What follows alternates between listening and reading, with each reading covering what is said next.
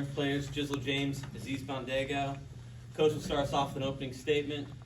Please raise your hands for questions. Coach? First off, I want to thank the fans. I just was told as I was walking in here that the weather's gotten bad and the roads are slick, so I want to thank people for coming out in tough weather tonight, giving us an edge.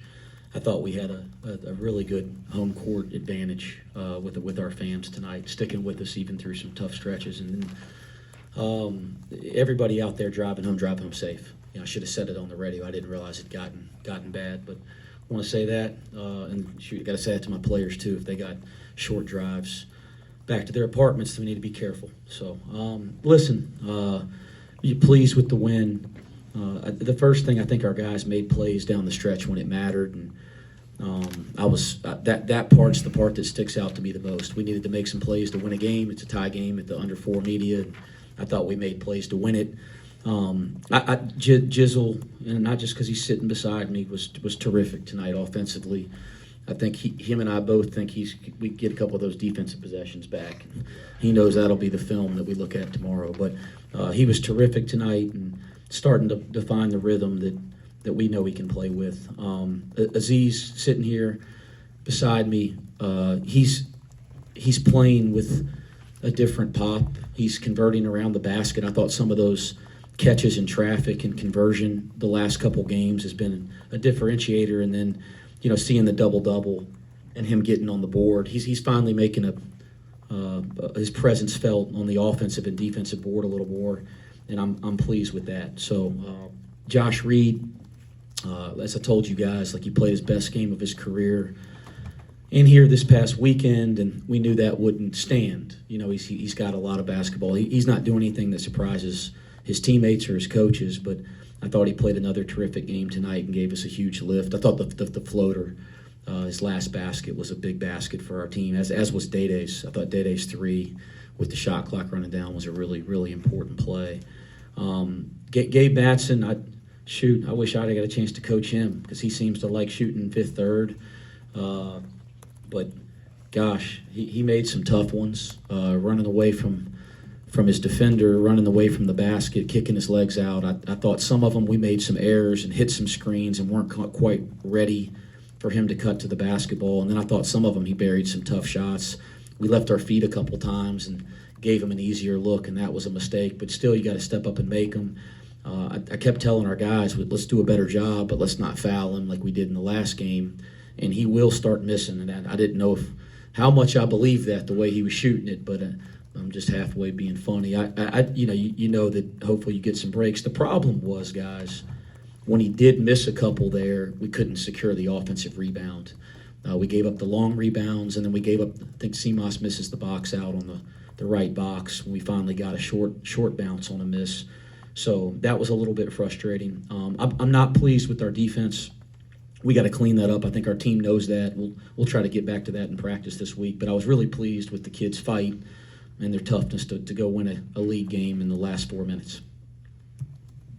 They out-rebounded you by 18 there. I think you were up 24-12 at the half. You end up plus 12. Was that something coming in that, you can't let this happen again? We just put 41-23 on the board when we started the scouting report. I think our guys were taken back a little bit when we told them that 41-23 on the board, guys. We can't let anybody do that. And so I thought we did a better job. I thought Dan Skilling set a tone on the offensive board in the first half. I loved his pop to the ball. We got to do a better job as a team of making a better decision and converting offensive rebounds and extra possessions. We didn't convert as well, but I loved our fight to the ball there early. Scott and Ryan. The two guards seems to be working out pretty good. Obviously, Jizzle making everything to start the game. But how about Day-Day down the stretch? He makes some key buckets after not scoring most of the game. Yeah, he's 5-2, assist to error. He had the Madsen assignment to start the game, which wasn't easy, and but I think those two are playing like we expect them to play.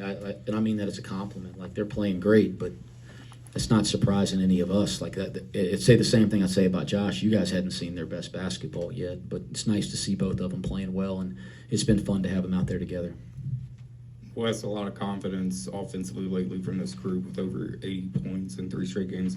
Does that make your job a little bit easier with these guys getting back to having fun? Yeah, I mean, I think when the guys, play confidently and, it's not just playing confidently, they're playing better together. Like they're sharing the ball better, they're executing better, so they're getting higher quality shots. But yeah, these guys are really good players. They put the work in. They should play with confidence. It's been really nice to see that, and I think it'll continue. Jizzle, first time scoring 20-plus points in back-to-back games this season. How much of what you're doing offensively is kind of not looking for the perfect shot every possession, but just finding enough space to shoot and shooting it confidently? Just knowing when to be aggressive and not to be, knowing when I got my shot or, to create for others. So, just been making sacrifices and it's paying off, and I'm glad that we got this win streak going, but we're not going to get too content on it. I'm just keep putting in the work, keep my head down, and, just keep showing up every game. Wes, you guys speak of the rebounding margin here tonight, and you briefly mentioned there about the Josh Reed floater and the Day Thomas three. How important were those 2 offensive rebounds from a guy like Josh Reed and then Day Thomas to keep that possession going? Yeah, again, our offensive and defensive rebounding's got to be a part of our identity, and it's got to be really important to us. And those are 2 possessions late where you get extra possessions. Josh, I didn't know if he was going to get to the ball. He got it by a fingertip, and then Day was really quick to a long rebound too. So that was big. I mean, I probably should have talked about it in my opening statement. Getting into the bonus in both halves was big. Like we got to the bonus early in both halves. We converted on the free throw line decently. So like, yeah, there's some factors beyond just confidence in making shots. Like I thought we did a good job at some stuff. And then the turnovers in the first half were a little frustrating. We had some very errant turnovers. Even though we were playing well offensively, we kind of gave them some free possessions. Aziz, what was the biggest difference on the glass tonight compared to the road trip out west? I don't think there was difference, because every time I'm there, I'm just trying to do the best I can to get the most I can get. And tonight, I just feel like it's just working our way. And if on the next coming game, we're just trying to be better, trying to watch more film, trying to really see how we can improve. Coach, when you have a team that's basically they decided in the second half it was going to be every action was ran for Gabe, do you kind of hope that his legs get a little bit of extra weary? Because it looked like down the stretch, you guys chasing him around as much as you made him work, at least hopefully led to him missing his last 7. Yeah, that's what we talked about in the timeout. That, hey, let's not make errors, not being ready to play or leaving our feet to give him an easier one. But if we just stay the course, you hope over the course of the game, he's not going to make every shot because they're all long-range shots. A lot of them, he's kicking his leg out and fading away. So we talked about that in timeouts, stay the course. Again, I thought we did a good job of that down the stretch. We did not do a good job of securing some of those defensive rebounds until the last 4 minutes. Jizzle, how much control do you feel over the offensive flow of the game, just your ability to not only score 25 points, but in the second half, use your scoring gravity to find 4 assists for your teammates? Just learning that balance, just come from a lot of film, and just working on my game from day to day, and just playing off in the game. So, I'm just trying to stay focused, not trying to get too high over my head because I know we got a lot more games to go. So, Couple more. Just when you make a move like you did at the top of the key on the finish, what kind of feeling is that to be able to make put a guy on skates and then go make the bucket? It's just instincts, just making sacrifices and just seeing it come to life on the court and it just coming like secondhand nature. So that's the best feeling about it, and knowing I can impact my team, on scoring and be able to facilitate, it feels good. Wes, 6 dunks from Utah tonight. Was there something they were getting to a lot in terms of in the half court and just in transition that got you guys away from the paint and let them get there to the rim? 4 of them were pretty early in the game. One of them you don't get back in transition. And we were kind of back. It just kind of relaxed, and they throw a ball right by us for a dunk. 2 of them were breakdowns early in ball screen coverage. We were overreacting and not playing our coverage correctly. And they move it, dunk it based on a rotation. So like, and I can't remember the fourth one early, but a lot of it was earlier in the game, and a lot of it was breakdown. But they're a good offensive team. You break down defensively, they still have to go make a play. Oh, and then, gosh, the one at the end of the half was really frustrating. We broke down our ball screen coverage and our ball screen protection off the ball. We should have made a play on it. The side out with 3 seconds left. We didn't help on the back screen, and then we didn't help from the weak side. So there's a lot of it was breakdowns in the first half, but always give the other team credit for capitalizing and making a play. Keegan, final question. Wes, you mentioned the turnovers in the first half. Dan had a few of those. He came back in the second half, had a pretty good few segments, had some big moments. What did you see from him just being able to shake off those mistakes and continue to pound away? Yeah, he's like we just talked about, the confidence of our team. He's starting to find his rhythm and confidence again too.